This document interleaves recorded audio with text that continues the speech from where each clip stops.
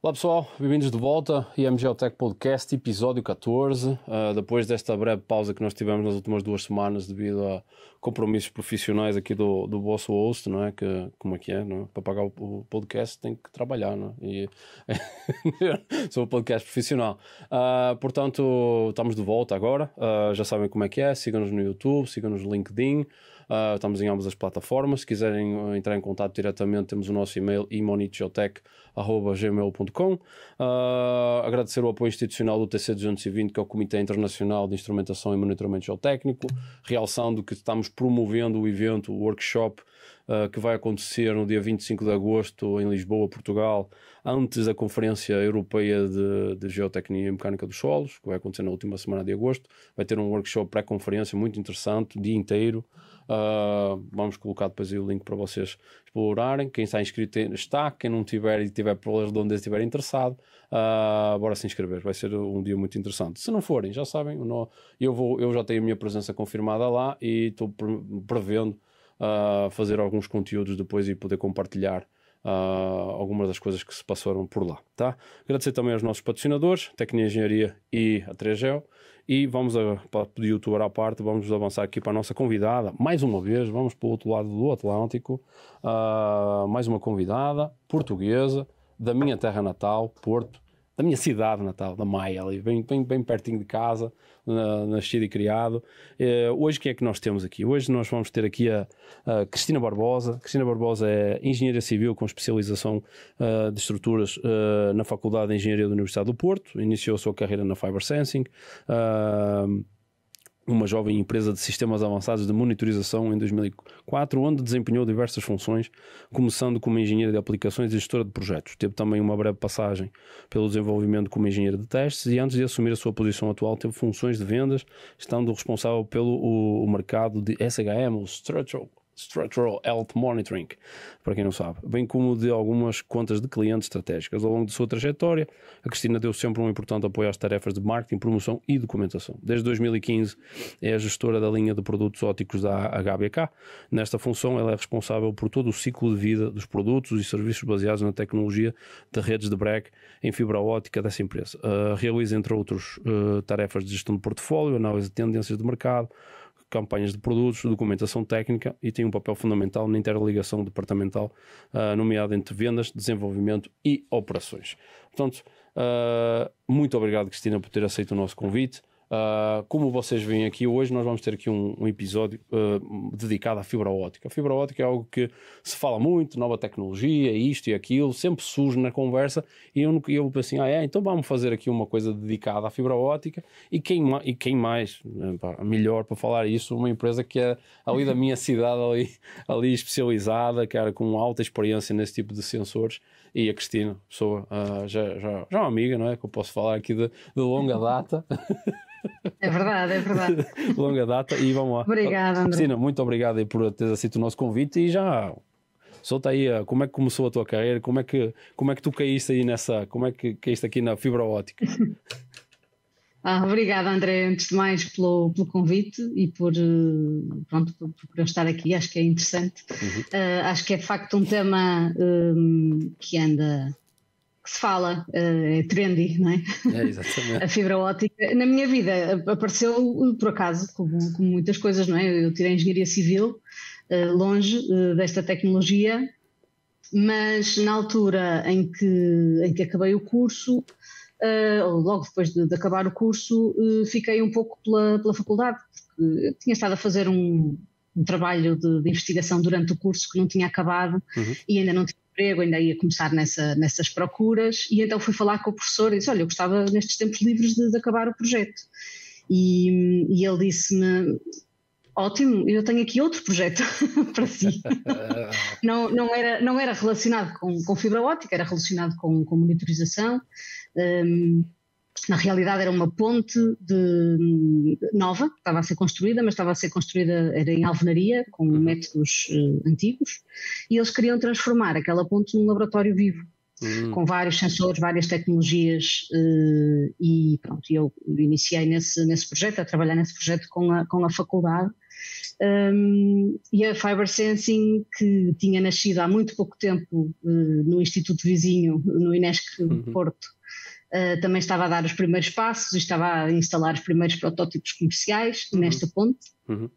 Conheceram-me e depois, uns meses mais tarde, convidaram-me para entrar nesta aventura. Era uma empresa ainda muito pequena, tinha iniciado a sua atividade há muito pouco tempo. E pronto, sou o empregado número 6 da Fiber Sensing, que entretanto já teve aqui um percurso grande.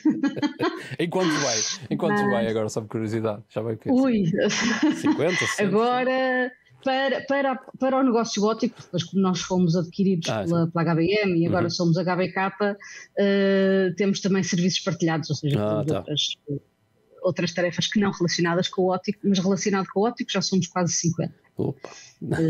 Produção, desenvolvimento, gestão de produto, vendas e algumas tarefas, tarefas de suporte, não é? E pronto, portanto a fibra óptica surgiu assim um pouco por acaso. Eu abracei o projeto toda contente, na realidade gostei muito do projeto, tanto que ainda cá estou, não é? Ao fim de 20 anos. E foi interessante esse início, a forma como surgiu.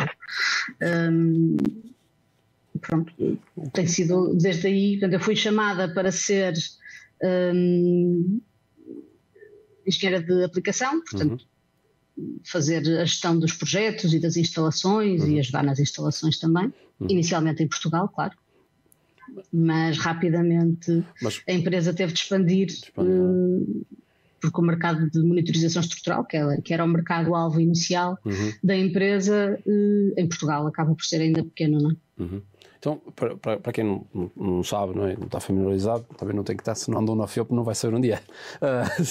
O INESC é um instituto que fica ali na parte de trás, como a gente diz, para quem andou na nova faculdade de Engenharia da Universidade do Porto, porque depois eu acho que a Cristina deve ter andado também, acho que tu estiveste na transição entre as velhas instalações e as novas, ou já te formaste nas antigas? Ainda estive um ano na Universidade Antiga. Na Rua dos Bragas, não é? Na Baixa, na Rua dos Bragas. Na Rua dos Bragas. Que é a atual Faculdade de Direito. Pronto, são detalhes. E aí depois, quando mudamos para o novo campus, não é? Aí tem lá um instituto que é o INESC, não é? Que tem o de investigação e tudo mais. E aí foi aí que nasceu. Hoje tu chamarias isso uma startup, não é? Tipo isso. Acho que exatamente. Exatamente. Mas acho que já na altura se chamava startup. Uma spin-off. É uma spin-off. Era o spin-off. Uma spin-off do instituto. Portanto, houve 3 fundadores que ainda estão na empresa, que estavam no instituto, mais um 4º fundador que veio de fora, para a parte mais comercial, que tiveram esta ideia maluca de transformar o trabalho de investigação que andavam a fazer nas redes de Bragg, no sentido de ter sensores, transformar isto numa empresa. Numa altura complicada, em 2004 o mundo andava um pouco baralhado, não é? Tanto que em 2008 tivemos aí uma crise gigante. Económica gigante, não é? Mas a verdade é que estes senhores se meteram ao trabalho e arriscaram, e criaram uma empresa que foi crescendo, como eu estava a dizer há pouco. Iniciou a sua atividade, obviamente, que se foi iniciada em Portugal, não é? Muito relacionada com projetos de desenvolvimento e de investigação, como foi este em que eu participei. E rapidamente o mercado português ficou pequeno para as ambições da empresa, não é?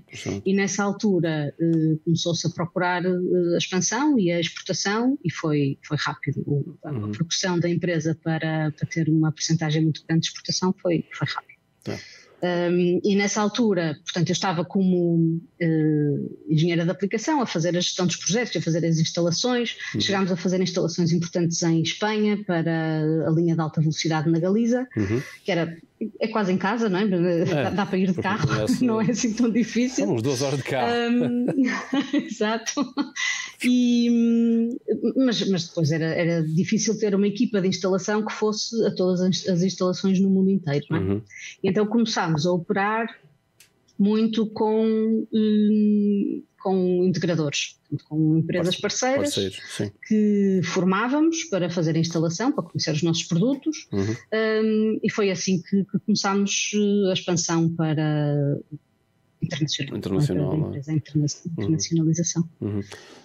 Aproveitando aqui, já a gente está falando aqui da Fiber Sensing, que era o nome original, não é? Agora é HBK Fiber Sensing, depois foi adquirida um grupo que é a HBM. Certo. Exato. Vamos passar assim para a parte para as pessoas entenderem assim.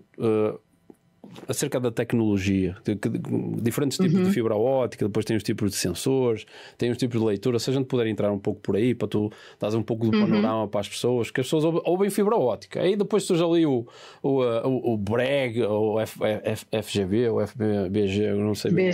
BG, o BREG, o Brillouin, surge aqueles nomes lá, mas vamos colocar a pratos limpos aí. Nos dá aí uma ideia de como é que isso funciona.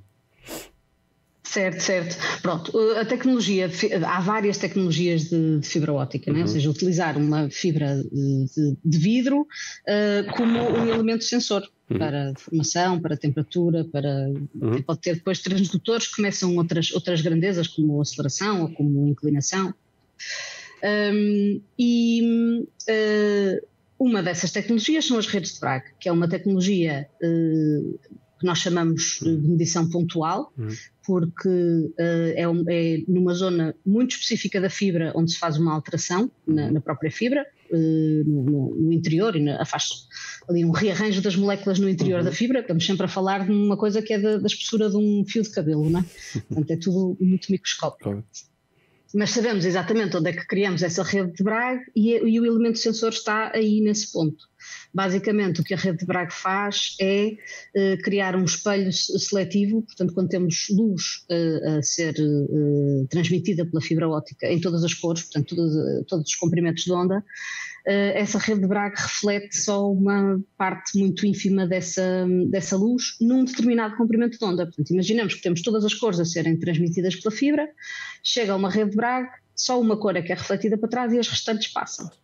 Pronto. E o que é que acontece na rede de Bragg é que quando ela é tensionada ou comprimida, a cor que ela reflete muda. Portanto, o comprimento de onda que a rede de Bragg está a refletir muda, e com isto nós modulamos a deformação, ou seja, conseguimos medir nas variações das propriedades da luz e ter uma relação direta com a deformação, neste caso, também pode ser com a temperatura. E pronto, este é o princípio da rede de Bragg, que é uma tecnologia de medição pontual. Há outras tecnologias de medição pontual, cavidades de Fabry-Perot, que basicamente são espelhos muito próximos, portanto há ali uma interrupção na fibra que causa uma interferência na luz, uma determinada frequência, portanto a luz são ondas, não é? E essa interferência, o comprimento de onda varia, portanto o período dessa interferência varia com o tamanho da cavidade, portanto é uma tecnologia ótima para medir deslocamentos, por exemplo, deslocamentos muito pequenos. Mas depois também existem sensores que não são pontuais, que são ao longo da fibra toda, e aqui entra o palavrão do Brillouin que estavas a falar. Não, é que sempre me fica assim na cabeça do Brillouin. Que é uma das características ou da realidade, é o espalhamento da luz que se mede, e foi o Sr. Brillouin que o descobriu.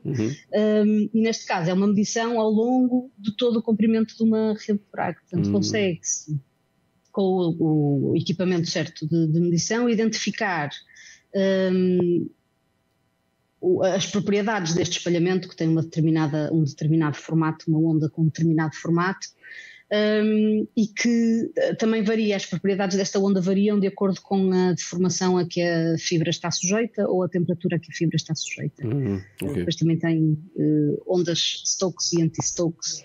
Eu, mais uma vez, eu sou engenheira civil, eu sei alguma parte técnica das redes de Bragg, as outras vou sabendo alguma coisa, mas vocês são mais focados nas redes de Bragg. Desculpa, nós somos focados nas redes de Bragg. Tá. Mas continua o que estavas a falar, só para eu...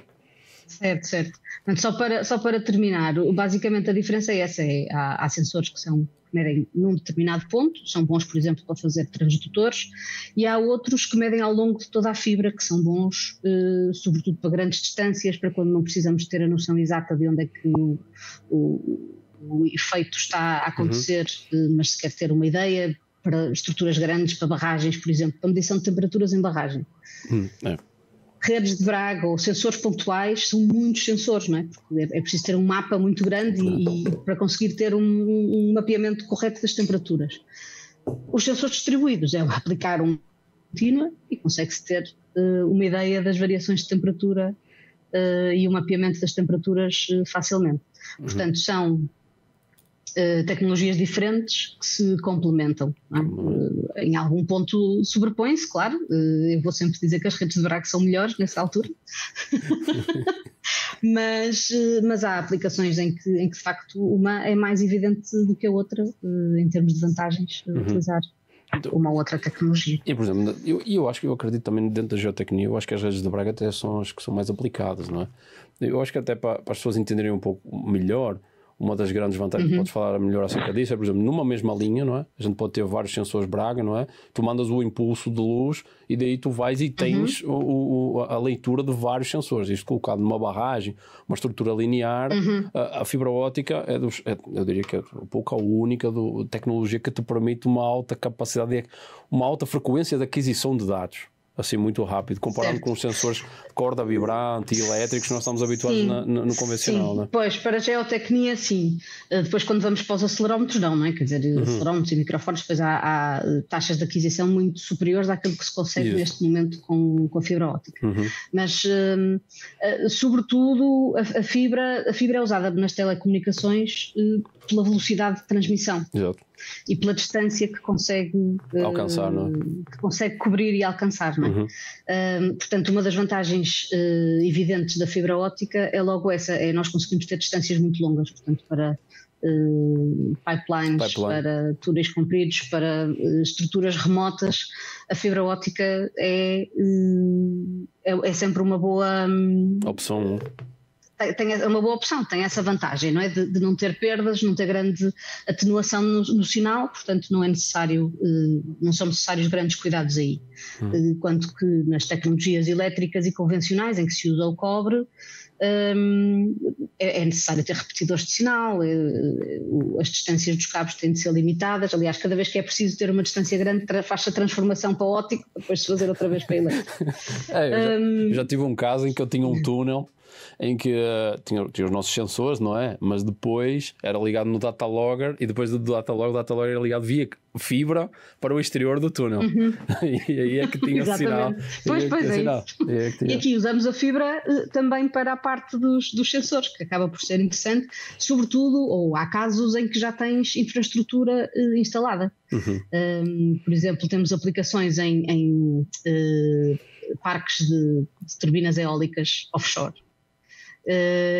Em que os parques já têm as redes de comunicação definidas em fibra óptica e a gente consegue incluir os sensores nessa rede e fazer a transmissão por essa rede que já está instalada. Isso é interessante.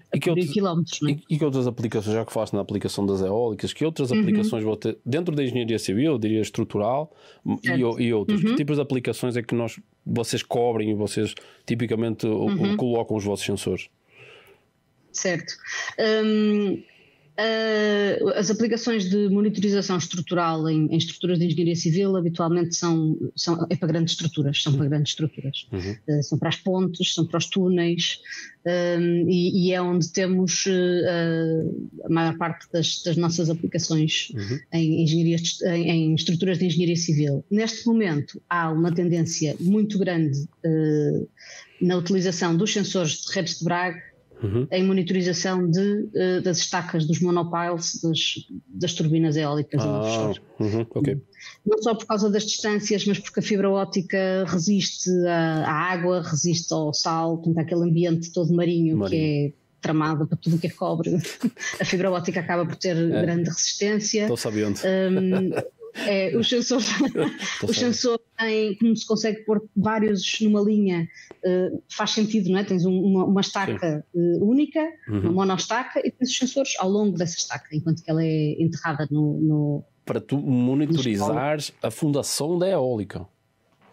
Sim, é para monitorizar a fundação durante a instalação, não é? Que é aquele processo complicado de martelamento para o solo, não é? Naquele ambiente magnífico. Nós vemos vídeos no YouTube de barcos gigantes a fazerem esta instalação, aquilo é brutal. Tem um amigo meu que trabalha com isso. É para essa fase. Tem um amigo meu que trabalha com isso. É para essa fase, é fantástico. É para essa fase e é depois para a monitorização a longo termo, não é? Então, é uma estrutura que não é tradicionalmente de engenharia civil, mas é uma estrutura, não é? E tem fundação, e tem a torre, e está sujeita a cargas cíclicas, quer das ondas, quer do próprio funcionamento da torre eólica, não é? Portanto, tem outra vantagem, que é esta resistência à fadiga.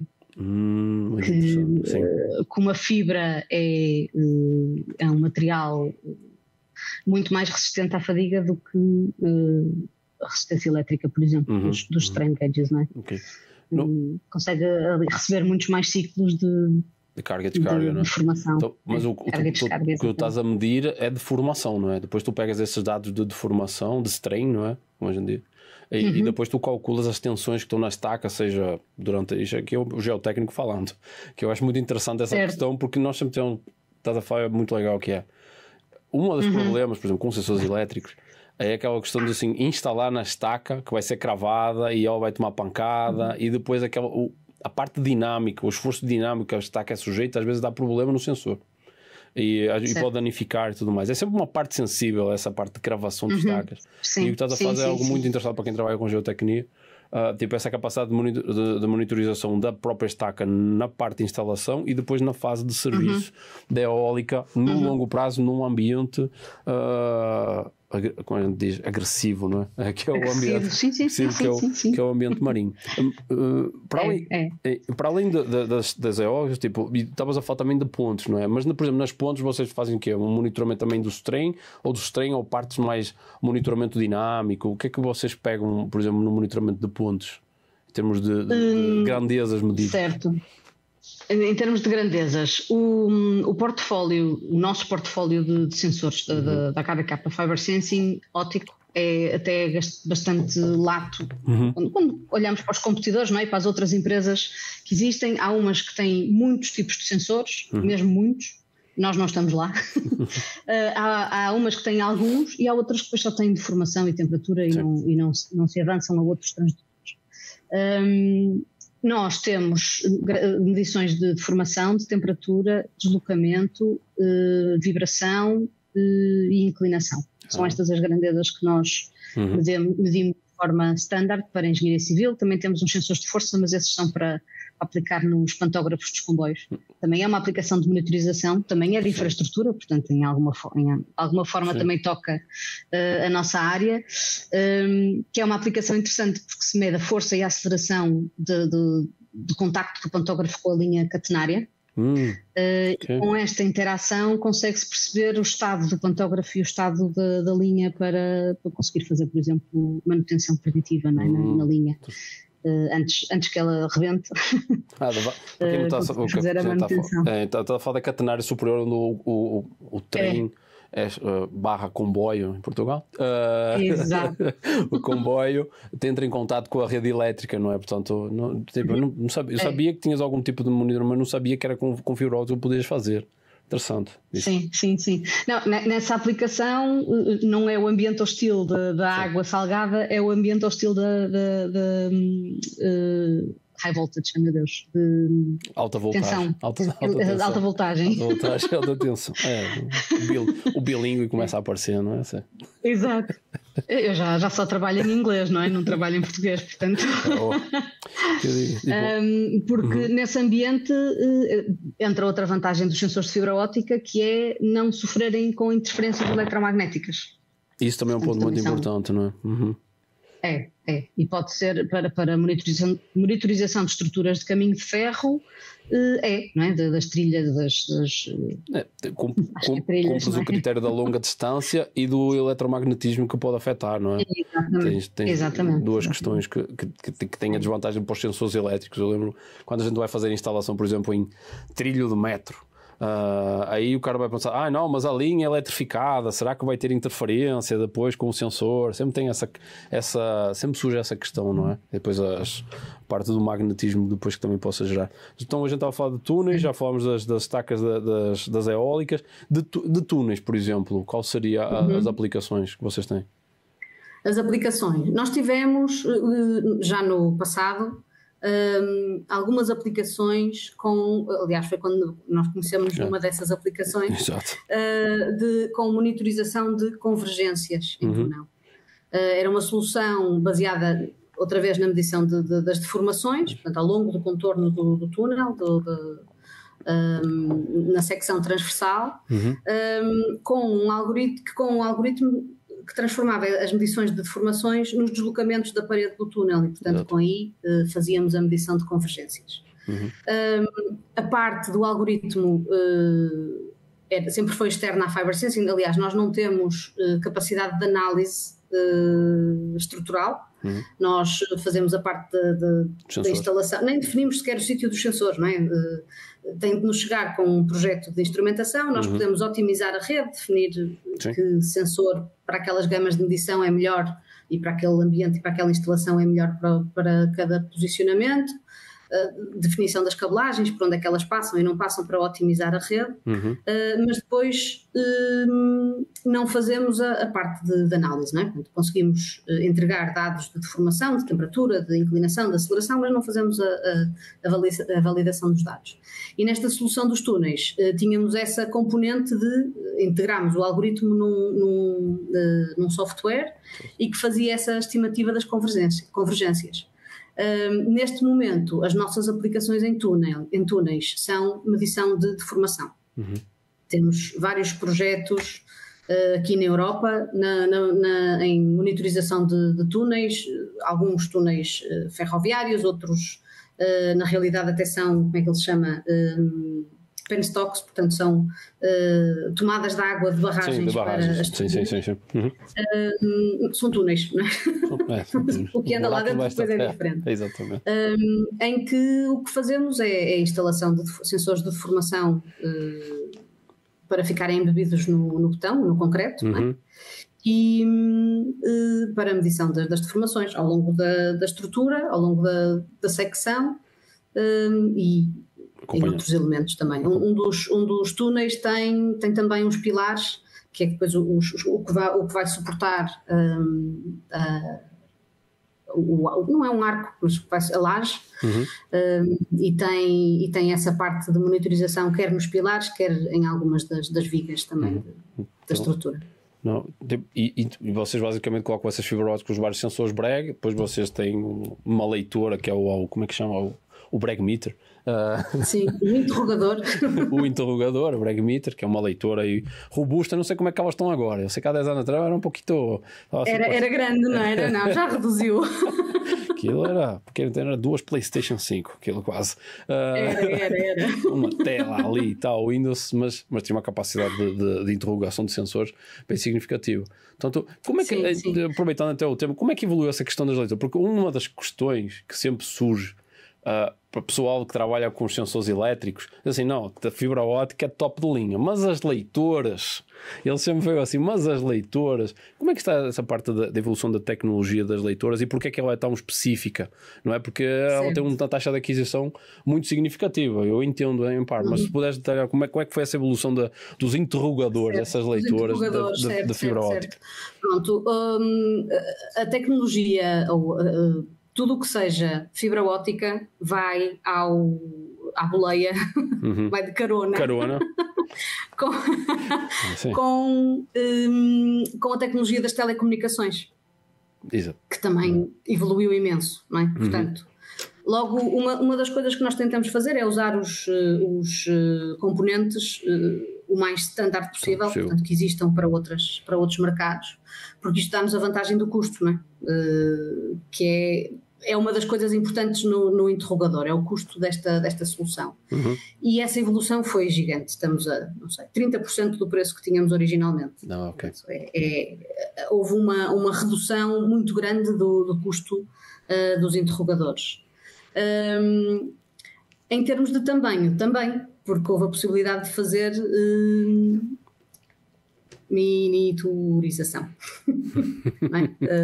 Conseguir reduzir a implantação dos diversos componentes, porque eles também reduzem de tamanho. E, portanto, tinhas o interrogador que tu te lembras, que era as 5 Playstations, e agora tens não cabe na palma da minha mão, porque tenho umas mãos pequenas, mas cabe na palma de uma mão. Impressionante. Não, eu quero ver. Quando a próxima vez que eu for a Portugal, eu tenho que mostrar. Eu quero ver. A gente bate uma foto do antes e do depois, para a gente colocar aqui. Se conhecerem os equipamentos tradicionais da HBK, este interrogador foi feito com base numa plataforma já existente da HBK, que é a Quantum X. E portanto tem a mesma implantação, só tem 2 alturas, mas tem a mesma implantação. Essa foi uma vantagem muito grande de termos sido adquiridos por uma empresa maior, não é? Também as spin-offs e as startups, o seu plano é depois serem adquiridos, não é? E nós conseguimos obter vantagens do facto de estarmos a trabalhar com uma empresa, ou ter sido adquiridos com uma empresa que tem décadas e décadas, tem 70 anos de experiência em transdutores e em sistemas de aquisição. Portanto, isso também nos ajuda a melhorar a nossa oferta de produtos ópticos, porque conseguimos fazer este trabalho em conjunto e partilhar esse conhecimento.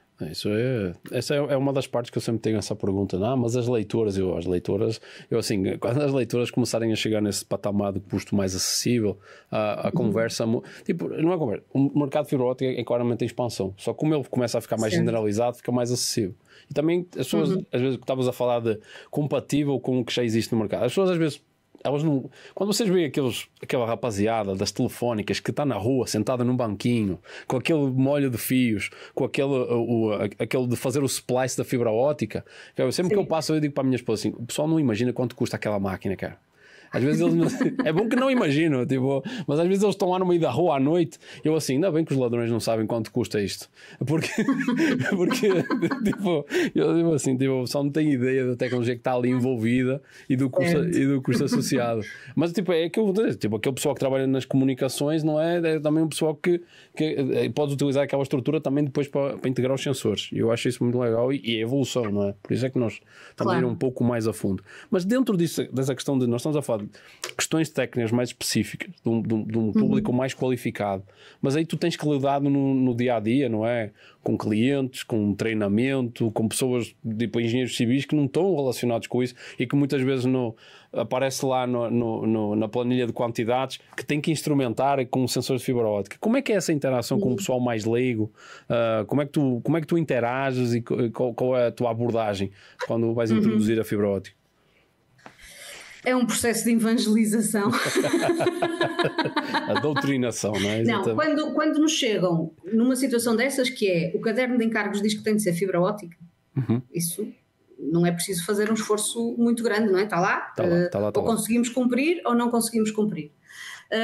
Quando não é assim, quando estamos um pouco mais a montante e ainda há muitas questões em aberto, esse convencer é um pouco mais complicado, mas temos argumentos e às vezes é o custo. já aconteceu porque a tecnologia é competitiva quando começamos a aumentar o número de sensores e de pontos de medição, porque o equipamento para medir de facto é oneroso, é caro, tem muito mais, não sei... Tem o seu custo. 10 vezes mais caro, não é 10 vezes, 5 vezes mais caro do que um equipamento tradicional ou convencional, mas também consegue medir muitos mais sensores, não é? Nós conseguimos medir centenas de sensores com um só equipamento e, portanto, isso permite ganhar... Amortizar o preço que tu tens numa parte, na quantidade de sensores que tu consegues ler com a mesma leitura. Se calhar não compensa, se tens poucos leitores, aí a tua leitora vai pesar, mas se tu tens centenas de sensores, a tua leitora já não vai pesar tanto porque ela tem capacidade para ler imenso. Amortizado esse investimento, enquanto tu fores nos sensores convencionais, tens um monte de cabos também, múltiplos e tudo mais, multiplexers e tudo mais, não é? Exato. Certo. Pronto, depois também há isso, a cabelagem óptica, se estivermos a falar de muitos metros, portanto, estruturas grandes e com muitos sensores, estamos a falar de muitos metros de cabo e a diferença de preço entre cabo elétrico ou cabo óptico também é real. Também existe. O cabo elétrico é mais caro, não é, de cobre, é mais caro do que a fibra óptica. Outra questão importante é a eficiência da instalação também. E estou-me a lembrar de um projeto, até foi aí no Brasil, era um projeto de reabilitação de uma ponte em Florianópolis, a ponte Hercílio Luz. A ponte Hercílio Luz, era a Teixeira Duarte, estava a fazer esse trabalho, não era? Foi a Teixeira Duarte. E era um projeto complicado de reabilitação. Transferência de carga também, não era? Tinha umas transferências de carga. Eles tinham de tirar os olhais, os que não são cabos, não é? Eram barras de olhal. E aquele processo todo de transferência de carga, enquanto que desmontavam e montavam o novo, tinha de ser controlado, não é? Tinha de ser monitorizado. E nós aí conseguimos entrar por tempo de instalação, porque os sensores, como saem aqui da fábrica do Porto já em série, portanto já estão ligados, as ligações que é preciso fazer em campo são mínimas, menores. Prazo de entrega também, por acaso, aí calhou, conseguimos também dar um bom prazo de entrega, que também foi importante. E no custo, portanto a instalação depois como conseguiu ser mais rápida, também baixa o custo, não é? Da instalação. Também. Então, o tempo é dinheiro. Então, é essa questão eu estava a falar da tua interação com o cliente, não é? Porque sempre tem essa conversa do pessoal que trabalha na área e depois fica assim, fibra óptica, mas aí fica a palavra fibra óptica no ar, e aí é isso que o objetivo aqui do podcast de hoje é nós entrarmos um pouco mais no mérito e nos detalhes do que engloba, não é? Tipo, essa parte, por exemplo, estavas a falar da instalação.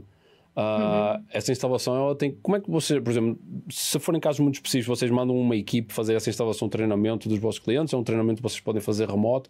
Porque eu me recordo que há uns anos atrás era algo muito bem específico. Eu lembro daquele projeto que nós tivemos envolvidos aqui no Brasil, tinha até aquela solda fria específica para fixar os negócios. Tem ali umas partes. Como é que é essa parte do treinamento e a parte das vossas equipes de campo fazer essa instalação? Certo. Nós temos, como HBK, uma equipa de instaladores muito forte na Europa, menos forte noutras áreas do globo, mas temos essa equipa que faz não só a instalação de sistemas ópticos, também faz dos elétricos, não é? Mas, portanto, uma abordagem possível é nós fazemos essa instalação. Também fazemos suporte à instalação ou supervisão com treinamento, porque podemos ir com uma equipa reduzida, portanto precisamos de mais elementos que ajudem na instalação, e vamos fazendo a formação dos elementos do cliente, e isso temos exemplos de empresas com que trabalhamos assim. Acabam por ser é um pouco o modelo que usávamos no início da Fiber Sensing com os integradores de sistemas, que é nós ensinamos como é que se faz e aquele cliente fica apto a fazer as instalações e conhece a tecnologia, conhece os nossos produtos e usa-os. Até essa a estratégia que usamos. Também usamos a estratégia de entrega e não diz mais nada. E depois, porque há clientes que às vezes é isso que querem. Não é exatamente. Claro que o suporte à instalação com envio de pessoas tem um custo, não é? Temos de cobrar por esse serviço, é um serviço. E portanto há clientes que fazem a instalação sozinhos e com a documentação e com vídeos e perguntas, porque nós também damos suporte, claro, obviamente, se nos ligarem nós ajudamos. E fazemos esse tipo de treino. Também fazemos treinos na nossa fábrica. Portanto, convidamos as pessoas a virem até à nossa fábrica e fazemos um treino com alguns sensores verdadeiros ou dummy, mas pronto, para os técnicos terem a possibilidade de experimentar e instalar um sensor e perceber os truques. Depois temos o nosso técnico a ajudar nos truques de instalação. São cursos interessantes, acho que são. Nesses cursos aí, vocês pegam tipo engenheiros civis, elétricos, até qual é o perfil das pessoas que normalmente dos clientes que vocês trabalham, assim, mais ou menos? Sim, são a maior parte das vezes nem são engenheiros civis. O cliente direto. Depois o utilizador final, sim, não há dúvida, não é? É quem vai fazer. Mas o cliente que está no meio, este integrador, normalmente podem aparecer alguns engenheiros civis, mas normalmente são eletrotécnicos, são mecânicos, são da parte dos dados, podem ser também só técnicos, não é? instalações, têm de ter aquelas certificações para andar pendurados das turbinas eólicas, ou têm de... porque essas instalações não são simples. Até um pouco ter essas certificações todas. Um pouco alto e portanto têm esse perfil. E uma curiosidade, mas esse perfil é fácil de achar ou está em falta no mercado? Essa é a pergunta de $1 milhão, não é?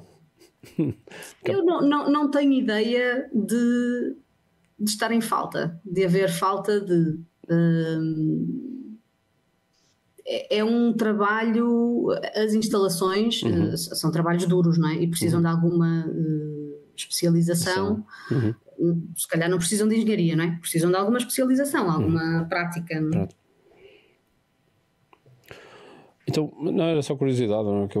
Que sempre a gente fala aqui da capacitação das pessoas, disponibilidade de profissionais e tudo mais, e como é algo de expertise para saber como é que está esse no mercado. Pois. Vai que está com alta demanda, não é? Tem muita gente aqui no Brasil que está interessada em trabalhar nessa área. E aí a gente já faz aí o link do negócio. Exato. Em termos de casos, tens algum caso de estudo aí que tu possas específico? A gente já falou aqui do projeto do Brasil. Nós temos o projeto de São Paulo. Se quiseres falar um pouco do projeto de São Paulo que nós participámos juntos, depois eu posso complementar, porque eu acho que é um projeto de monitoramento do túnel bem interessante. Ou se tiveres outro, não é? Mas eu acho que seria legal, como estamos a maioria da audiência do Brasil, eu acho que seria mais legal falar sobre esse projeto, como é que corre. Sim, esse projeto eu achei-o muito interessante. Não era um projeto que tivesse muitos sensores. Monitorámos 2 secções, creio. Exato. 2 secções no túnel do metro de São Paulo, junto de uma área que estava na influência da escavação de um edifício alto. Estavam a Torre Matarazzo. Na Avenida Paulista. A Torre Matarazzo, que é o shopping Matarazzo, não é? Matarazzo, exatamente. Matarazzo. Já não me lembrava do nome do edifício. Eu agora passo na porta, agora a gente passa na porta na Paulista e olha assim, tem uns sensores ali embaixo. E essa escavação acontecia muito próxima do túnel. Eu creio que eram 11 metros de distância entre a parede do túnel à parede da escavação. E havia a necessidade, quer dizer, o metro continuava na sua operação contínua e havia a necessidade de garantir a integridade estrutural do túnel do metro. Eu creio que, e aí poderás dizer melhor, porque eras o dono, não é? Não eras o dono da obra, mas eras trabalhava para a empresa instrumentadora, não é? Não havia a possibilidade de utilizar outros sistemas contínuos, como as estações totais ou assim, não havia gabarito livre, não era? Havia assim umas limitações. E este sistema, como era umas barras contínuas com sensores de formação a serem instalados no contorno do túnel, utilizam uma área muito pequena, não é? Permite ficar ali instalado. Durante a instalação não podem estar metros a passar, não é? A instalação foi feita à noite, mas depois a utilização do gabarito era muito baixa. Era muito baixa, não é? E permitia a utilização do metro normalmente. E na realidade aí tivemos uma situação de alto, que temos de fazer qualquer coisa. Houve um alarme. Não? Que quer dizer, é mau no sentido, quer dizer, foi bom porque foi um alarme antes de alguma coisa de grave acontecer, mas como caso de estudo é fantástico, não é? Porque nós fazemos monitorização de pontes e estão 30 anos sem se mexer, não é? E depois naquele momento não se vê grandes efeitos. Não, exatamente. E portanto aqui nesse aspecto foi interessante, e foi durante a escavação e durante a aplicação de carga nas ancoragens das paredes que houve ali de facto influência na estrutura e um registro grande de deformações que depois foram confirmadas com medições por extensão de desafio. Eu acho que foram fazer essa comparação. Verificou-se que a resolução da convergência não era a melhor, mas a identificação do efeito... A tendência estava lá. Aconteceu, não é? Exatamente. E houve aí de facto o alarme, uma paragem dos trabalhos por causa do alarme, uma verificação do que é que se passava e um ajuste depois na velocidade de construção e de carregamento das ancoragens para garantir a estabilidade, não é? Ali da geotécnica toda daquela área. Portanto, esse projeto foi muito interessante. Eu estive envolvida diretamente na instalação. Foste lá no túnel à noite, não é? Foi uma daquelas situações. Isto foi antes da Fiber Sensing ser adquirida pela HBM. Foi 2012, não é? Ou 2011, por aí. Foi em 2000, talvez o projeto tenha sido em 2011, depois a aquisição foi em 2014, exatamente. Foi por aí. E portanto a equipa de instalação ainda era eu e o Ricardo, não é? E o Nuno, o meu colega, que também continua na empresa. Aliás, ele é o funcionário número 5, eu sou o funcionário número 6. E os outros 4 são os fundadores. Exato, exatamente. E portanto foi interessante. Tivemos uma fase de preparação num edifício industrial, onde fizemos a instalação dos sensores nas barras, portanto. Estar a enviar barras de ferro de Portugal para o Brasil não faz qualquer sentido, não é? Exatamente. Estávamos a enviar os sensores, fizemos essa pré-instalação em barras com fornecimento local e depois a instalação durante a noite no túnel, na estrutura do túnel. Aí também teve um software dedicado que fazia a análise dos dados e o envio dos alarmes. Era o Sistuna, não é? Era o Sistano, exatamente. Não me lembro dessa aí. Exatamente. Foi um projeto muito, muito engraçado. Permitiu-me estar aí umas semaninhas valentes no Brasil. Foi uma boa experiência. Foi interessante. Então, o projeto que a Cristina está a falar, não é? Eu entrei mais tarde, não é? Depois da instalação, eu tinha acabado de chegar no Brasil. E depois acabei envolvido nesse projeto, mas mais numa fase de pós-instalação. E depois, inclusive, isto até gerou uma publicação. Nós fizemos um paper acerca deste projeto para o World Tunnel Congress 2014, que foi na Foz do Iguaçu. Depois eu disponibilizo o paper, que foi bem legal, porque basicamente são duas seções de instrumentação, duas seções de convergência automatizadas, não é? Que não tinha. Portanto, estamos a falar de uma obra na Paulista, era uma escavação, acho que com 5, 6 subsolos. Basicamente vocês estavam a escavar ao nível do túnel. Portanto, basicamente a parede que estava virada para a Paulista, o túnel, se vocês fizessem um raio-x na parede, o túnel estava a passar no meio da parede. E depois os tirantes que estavam a ser feitos na cortina eram tirantes que tinham inclinações maiores do que o habitual, tinha que ser 45 até 50 graus, não estou em erro, até mais, para não embater no túnel, não é? Portanto, e depois tinha o bulbo de tensões que tinha interferências, portanto essa era a parte geotécnica e vocês não têm acesso aos túneis durante o dia, não dá, só durante a madrugada, que acho que é da 1 da manhã até às 4h30, não é? Que certamente foi era ali uma janela muito pequena. Aquela instalação foi exigente nesse sentido, por isso que deveste deixar tudo pronto. Era preciso estar à porta da estação de metro, que era por onde se fazia a entrada, deixar os passageiros todos sair, garantir que não havia corrente nas linhas para podermos entrar, entrar, fazer aquilo que era possível e desmontar tudo e sair com a garantia de que o que lá estava não ia cair em cima dos metros passando, seguinte, exatamente. Portanto, esta parte que a Cristina estava falando depois tem umas barras metálicas que elas foram fixadas no perfil do túnel. Se não estou em erro, aquela parte ela era metálica, não é? Aquela parte ali da Paulista, aquilo nem é betão. Aquela parte das seções do metro de São Paulo aí são estruturas metálicas. Portanto, os perfis eles foram fixados e depois os sensores de brega foram. A estrutura do túnel era betão. Era betão? Então era o túnel. Está certo. Então era betão que tu fixaste a barra ao betão e do sensor brega ele está fixado na barra.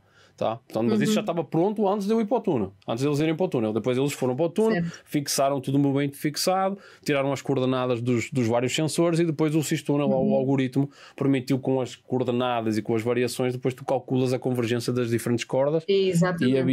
E havia leituras manuais de fita tensométrica que depois iam comparar os resultados manuais com os resultados automatizados. E depois houve um momento que houve uma variação e aí o pessoal dizia, vamos ver realmente, e foram lá com a fita e realmente tinha feito essa variação. Depois no artigo nós até fizemos essa comparação dos resultados manuais com os resultados automatizados. Pô, a taxa de aquisição era brutal, era uma taxa, eu acho, era uma amostra por segundo. Era uma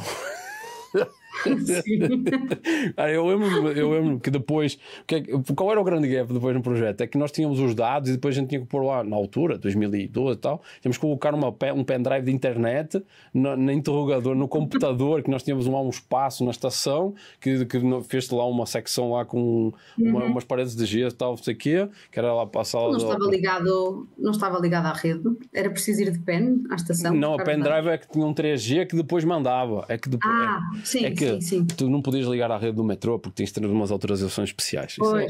Burocracias à parte. Eu lembro que nós punhamos o pendrive e aí ele mandava o e depois nós conseguíamos captar o sinal. Portanto, e era muito interessante porque tinha muito dado. Eu lembro que quando descarregava, tinha um computador próprio só para adquirir aquilo. Sim. E eu lembro que quando eu mexia nas planilhas de dados, eu assim, caramba. E aí eu sempre nunca me esqueço dessa parte assim, tinha uma leitura por segundo. E as sensores ainda estão lá. O sistema acho que está desligado. Mas as sensores estão lá. E porque depois, mais tarde, quando eles foram. Depois fez-se a escavação, eles terminaram a escavação, subiram, começaram a subir o prédio, finalizaram as caves e depois eles começaram a desativar os tirantes. E eu lembro que o consultor ligou para nós 1 ano, 2 anos mais tarde, para nós reativarmos o sistema. Eu acho que tu até estavas por cá, porque tu ias ter uma conferência aqui e a gente precisou de trocar alguma coisa na altura. Cara, eu estou-me agora a vir a memória. Eu lembro que o consultor pediu era para desativar os tirantes e ver a interferência. E aí nós ficámos mais 1 ano monitorando a estrutura já feita, monitorando o túnel. Depois acabou sendo descomissionado, depois nós tirámos tudo fora e tal. Mas foi um projeto muito interessante nessa parte aí. Eu sei que depois nesse paper que nós escrevemos, tinhas essa experiência e também tinha o projeto de Lisboa. Do Metro de Lisboa, que nós juntámos, era um paper que falava da experiência de São Paulo e a experiência do Metro de Lisboa. Certo. Até porque eram 2 projetos complementares. O túnel em Lisboa era uma instalação, também tinha sido feita nos primórdios da Fiber Sensing, acho que é de 2007. O sistema era o mesmo, portanto, umas barras a medir de formação ao longo do contorno do túnel, mas aí eram 109 secções, o que é um projeto muito grande, com muitos sensores. E era numa estrutura alvenaria, não era? Que estamos a falar. Era uma estrutura em alvenaria, era histórica, não era? Exatamente. A estrutura que estamos a falar era um túnel do comboio no subsolo de Lisboa, na capital, construído em 1900 e qualquer coisa. Era de alvenaria, já tinha umas secções. Não, estavam a fazer a reabilitação de algumas secções e as secções novas ficaram em betão projetado. E portanto havia as 2 secções, algumas secções das antigas de alvenaria e outras novas de concreto, e fizemos esse projeto. Também foi muito interessante e era diferente no sentido em que era longo termo, não é? Portanto, o projeto no Brasil tinha um prazo curto, porque estamos a falar durante a instalação, durante a construção da torre, não é? Era um período relativamente reduzido no tempo. A monitorização do túnel do Rossio era para décadas, não é? Era longo termo, não era? Eu lembro-me. Então, eu lembro quando a gente fez o paper, nós estávamos a comparar o short term com o long term. Nós estávamos a fazer era uma das premissas do paper, foram 2 casos, era isso aí, eu lembro. E era bem interessante. Pronto, e depois também 2 estruturas muito diferentes, não é? Porque o metro de São Paulo é uma estrutura relativamente flexível em argila, não era? Creio que era assim um solo. Aquela parte ali da e estamos a falar em Lisboa de um túnel de centenas de anos que não quase mexe pouco, não é? Pós-Marquês Pombal, quase. Exato. Exatamente, um bocadinho depois, mas sim. Um bocadinho depois do Marquês. Está na industrialização. Mas eu lembro, essas aplicações são bem interessantes. Depois eu vou disponibilizar o paper. Que nós escrevemos. Às vezes eu olho para aquele paper assim, olha, podia melhorar isto aqui e tal.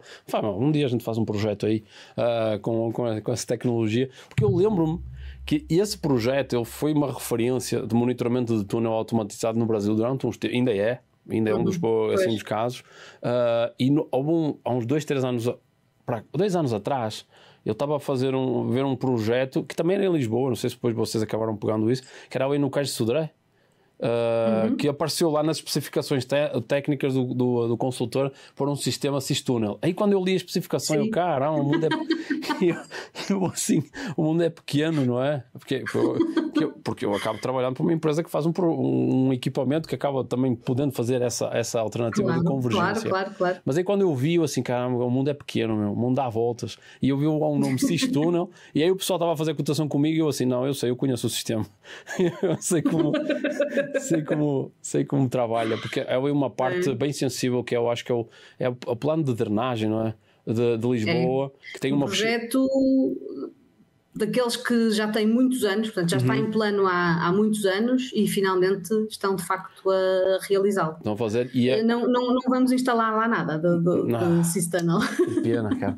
Não, porque eu vi assim, cara, é que, por exemplo, quem me conhece sabe como é que é. Tipo, mesmo que eu não, mesmo o mercado é o mercado, não é? Às vezes vão optar pela minha solução com a qual eu trabalho, outras vezes vão optar por uma solução de um outro fabricante ou de concorrente. Isso faz parte do trabalho. O que eu gosto é que a coisa seja bem feita e que tenha bons resultados e depois possa ser publicado para a gente poder fazer essa troca de experiências. E que seja útil. Não é? E eu lembro...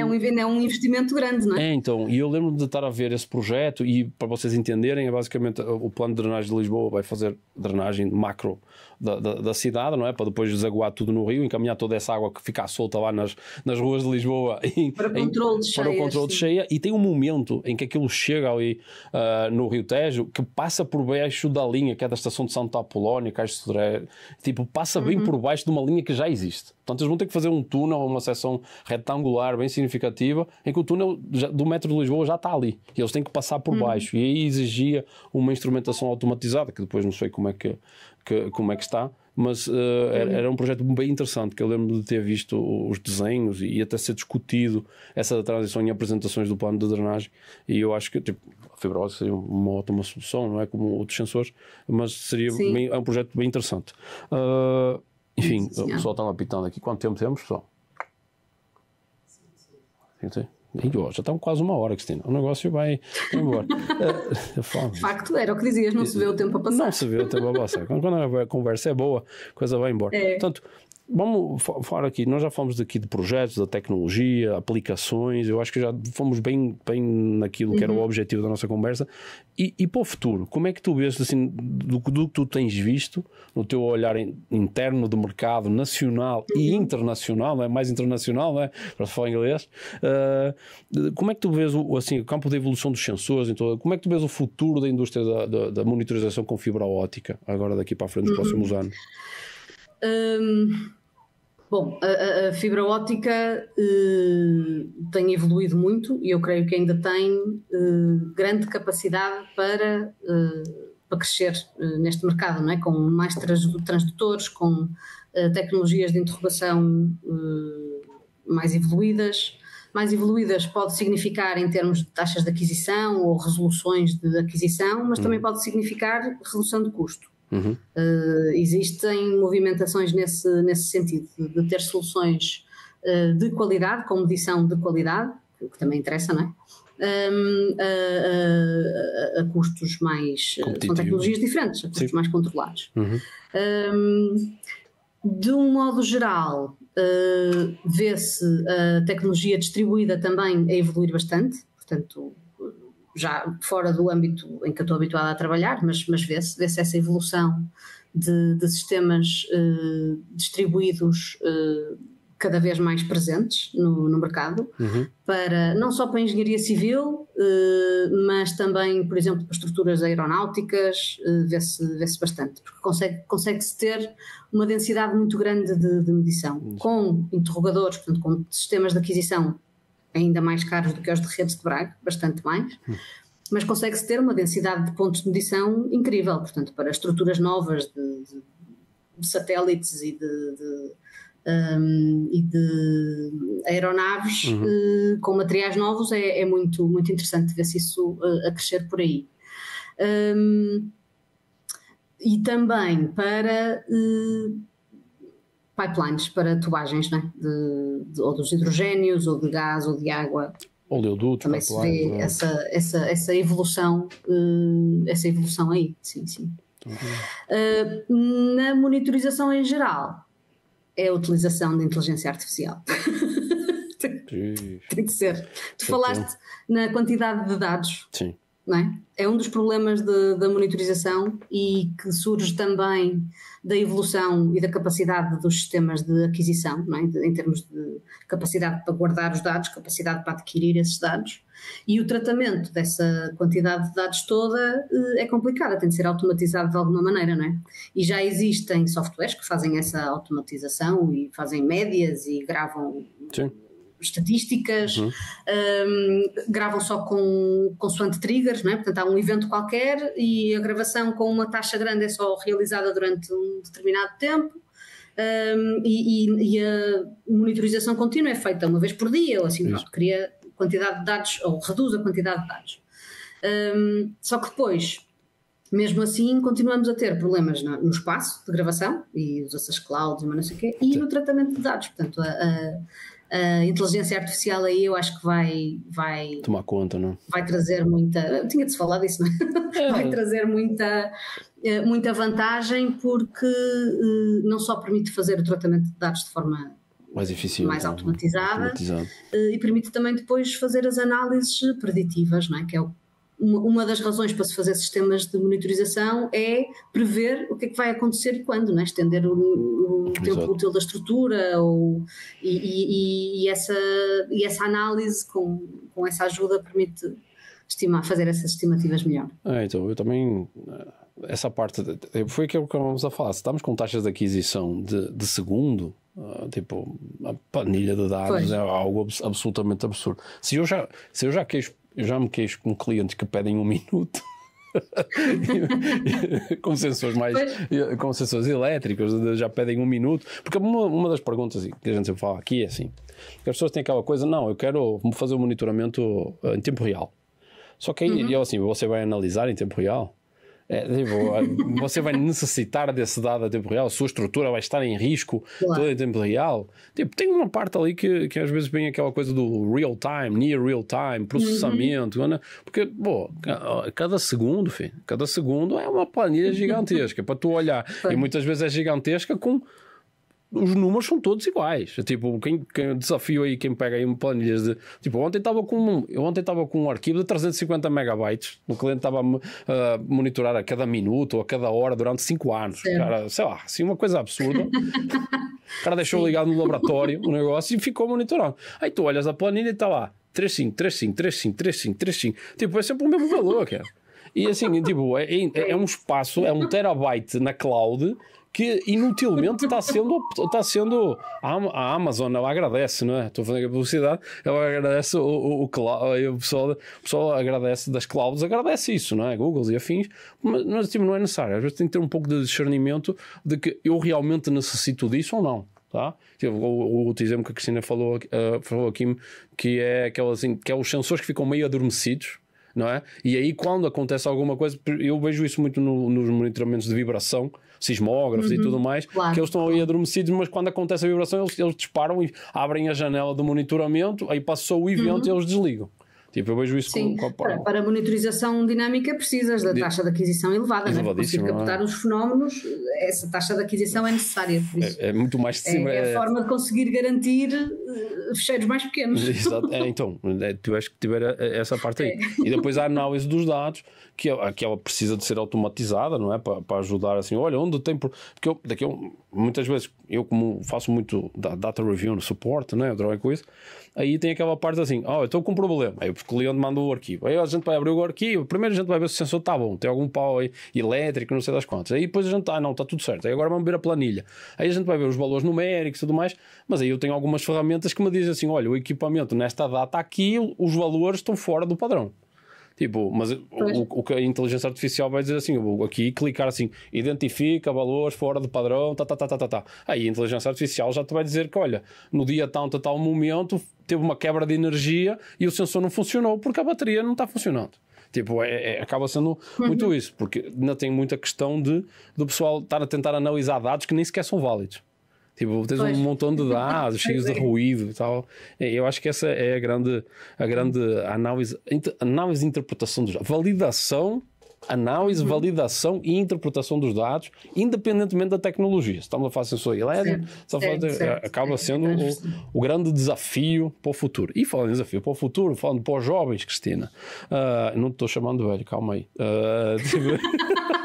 Eu não entendo. For jovem, eu assim, tipo, do alto da sua experiência, tipo, para o pessoal que está a começar aí, que está tirando o curso de engenharia civil, está começando aí no setor, que eu vejo, eu falo isto sempre aqui, porque o pessoal sempre vai, vou para a estrutura, vou para o projeto, vou isto, e muitas vezes não se olha para este setor que nós trabalhamos de monitorização, que também lidas com estrutura, também lidas com geotecnia, e às vezes, tipo, nas faculdades não aparece essa parte, e como eu tiveste a felicidade de ir para essa área e estás há 20 anos trabalhando isso, e não tem pouco serviço, e é uma área internacional. Se para os jovens que estão a começar, o que conselho dás para aqueles que se procuram especializar nessa área de monitorização e especificamente na fibra óptica? O que é que tu achas que é necessário, o perfil, e o que é que eles têm que fazer? Tipo, porque eu vejo o pessoal indo muito para as caixinhas do que já existe e não consideram essas oportunidades novas no mercado. Qual é o conselho para a rapaziada nova? Bom, empresas com sensores de fibra óptica contam-se pelos dedos, não é? Quer dizer, tirando a China. Os chineses sempre estão à parte. Contam-se pelos dedos, mas os chineses têm muito mais dedos. 1,5 bilhão de pessoas, não é? Portanto, assim, de uma forma tão específica, alguém que tenha gosto pela parte da física, porque isto, o fenómeno e a tecnologia é engraçadíssima. Eu achei imensa piada e vinha de uma área que não. Sim. Não tenho fundamento técnico, não é? Não tenho formação para esta parte técnica. Mas é interessante. Agora, é uma área que precisa de resiliência. Era o que tu dizias logo no início. Como é que tu fazes para convencer os clientes? Com muita paciência. Tem vários nãos antes do sim. Não é? Ou evangelização. Vários não antes do sim. Não, sente-se bastante isso. Porque instrumentação já existe há muito, muito tempo, apesar de não se abordar, na minha altura não se abordava nas faculdades, não é? Eu não sei muito bem como é que está o currículo agora, mas imagino que não tenha mudado muito. Muito, não é? Mas a instrumentação já existe há muito tempo, quer dizer, eu estou a dizer que não se aborda, não é bem assim, eu cheguei a usar estações totais em topografia. Sim, fechar a poligonal, não é? Tipo a aula de topografia, a gente andava lá no campus da faculdade a fechar a poligonal. Exatamente, também passei por isso.